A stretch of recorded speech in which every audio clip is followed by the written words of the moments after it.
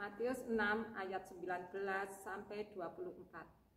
Janganlah kamu mengumpulkan harta di bumi ngengat dan karat merusakkannya, dan pencuri membongkar serta mencurinya. Tetapi kumpulkanlah bagimu harta di surga ngengat dan karat tidak merusakkannya, dan pencuri tidak membongkar serta mencurinya. Karena di mana hartamu berada, di situ juga hatimu berada. Mata adalah pelita tubuh. Jika matamu baik, teranglah seluruh tubuhmu. Jika matamu jahat, gelaplah seluruh tubuhmu. Jadi jika terang yang ada padamu gelap, betapa gelapnya kegelapan itu. Tak seorang pun dapat mengabdi kepada dua tuan, karena jika demikian ia akan membenci yang seorang dan mengasihi yang lain, atau ia akan setia kepada yang seorang dan tidak mengindahkan yang lain. Kamu tidak dapat mengabdi kepada Allah dan kepada Mammon. Harta adalah sesuatu yang kita cintai dan kepadanya kita memberikan seluruh upaya kita untuk mendapatkannya. Ketika harta menarik perhatian kita sepenuhnya, kita akan dapat memberikan seluruh hati, jiwa, dan kekuatan kita padanya.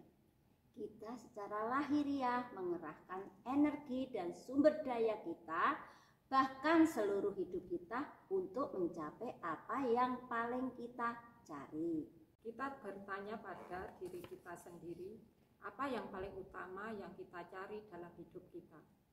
Apakah kita didorong oleh motivasi untuk mendapatkan harta duniawi seperti kekayaan, kekuasaan, dan popularitas? Yesus dengan tegas mengingatkan para pengikutnya untuk tidak mengumpulkan harta duniawi. Janganlah mengumpulkan harta di bumi ngengat dan karat merusakkannya, dan pencuri membongkar serta mencurinya. Matius 6 ayat 19. Harta di bumi akan habis, atau bahkan jika tidak dihabiskan, semuanya akan diambil oleh orang lain setelah kematian. Kita tidak akan membawa sedikit pun harta waktu dipanggil Tuhan. Demikianlah pula kekuasaan itu juga tidak akan bertahan lama.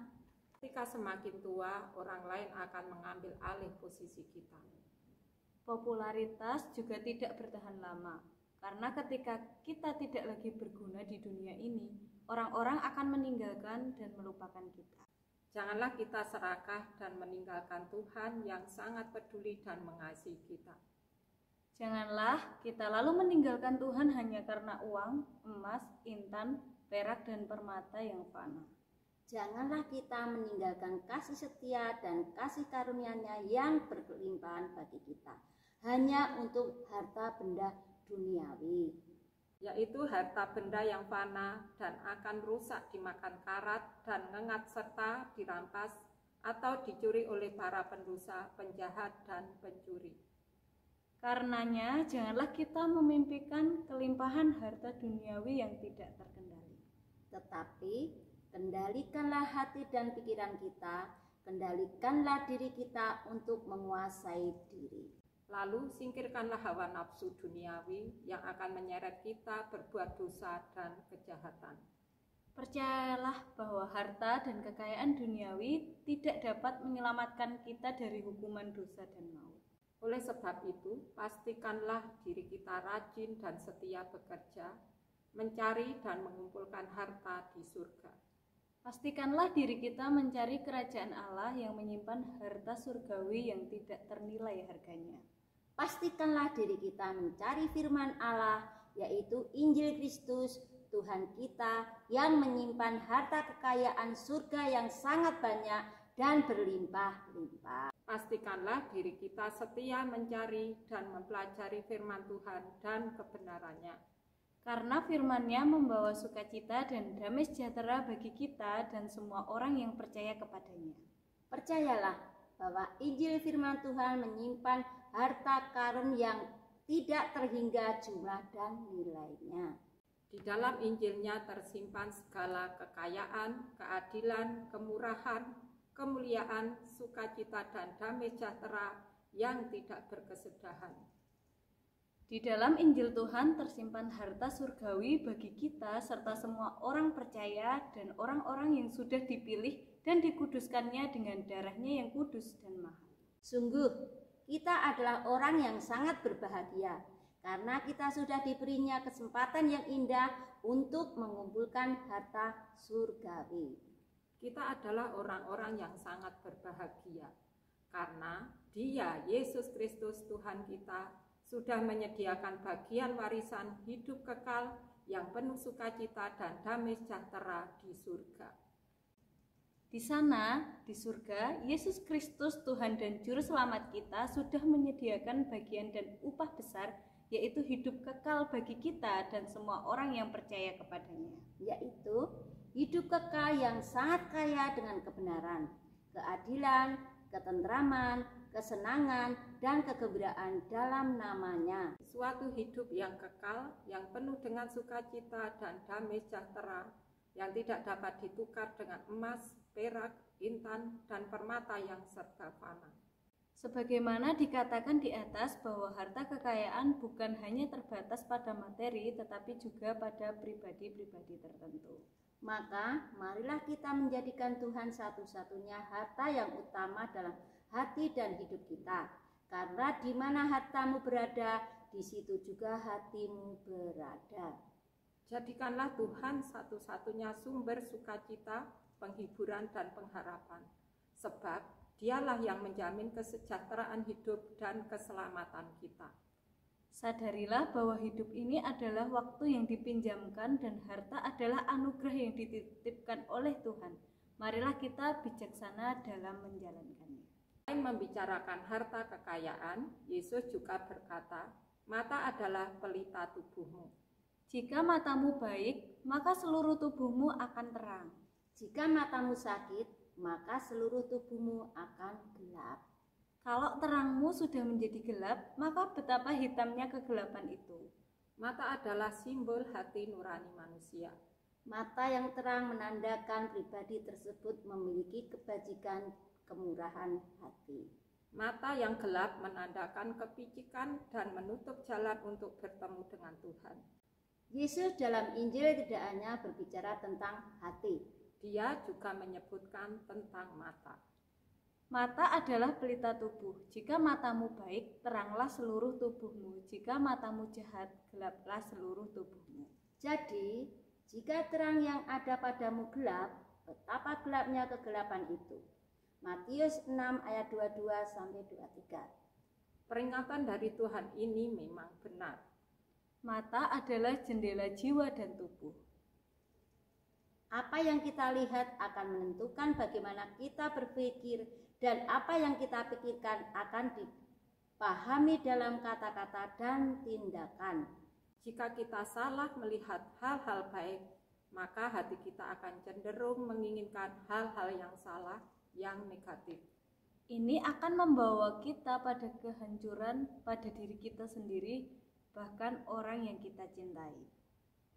Jadi, jika kita bertanya mengapa kita begitu picik untuk mencari hal-hal duniawi hanya untuk memuaskan daging dan membiarkan jiwa kita mati, itu hanya karena kita dibutakan oleh kesombongan, ketakutan, prasangka, iri hati, dan keserakahan.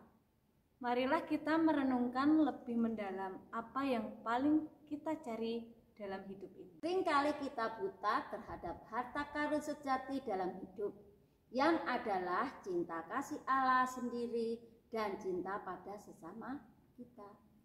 Kita telah membiarkan cinta kita pada dunia menggelapkan pikiran kita.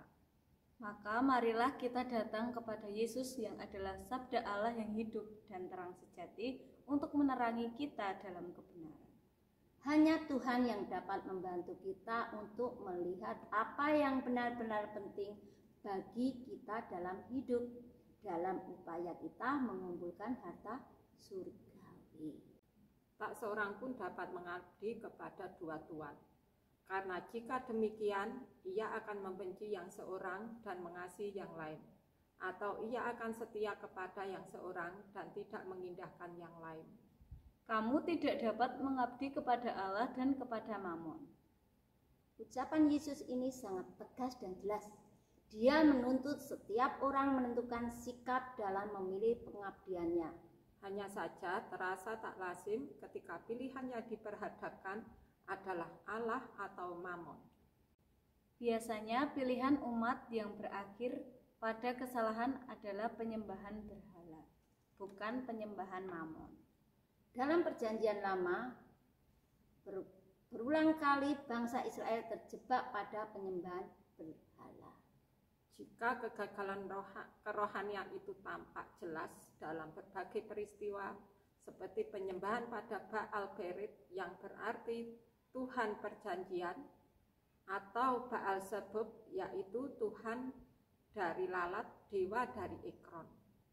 Sementara dalam Perjanjian Baru, orang Farisi menuduh Yesus telah bertindak mengusir setan dengan kekuatan dari Beelzebul, yang berarti raja atau penghulu setan-setan. Baal sendiri dalam bahasa Ibrani berarti Tuhan adalah pemilik.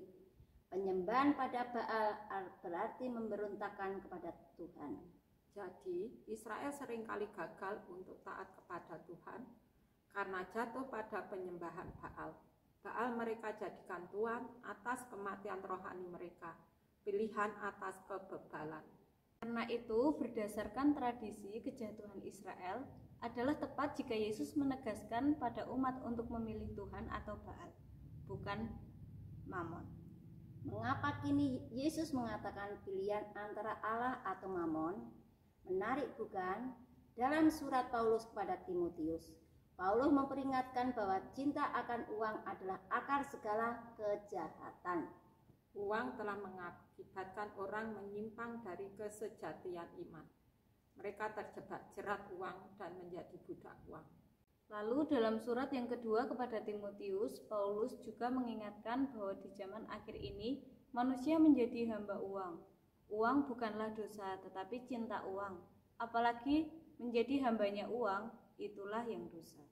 Mammon berasal dari kata Aram, Mammona, yang secara umum berarti kekayaan atau keuntungan, dan dalam pemakaiannya mengacu kepada harta atau uang. Memiliki Mammon yang banyak bukanlah masalah jika cara memilikinya benar. Pilih Allah atau pilih Mammon. Pilihan ini yang tidak berarti Mammon itu salah, karena Mammon yang kita miliki adalah berkat Allah juga.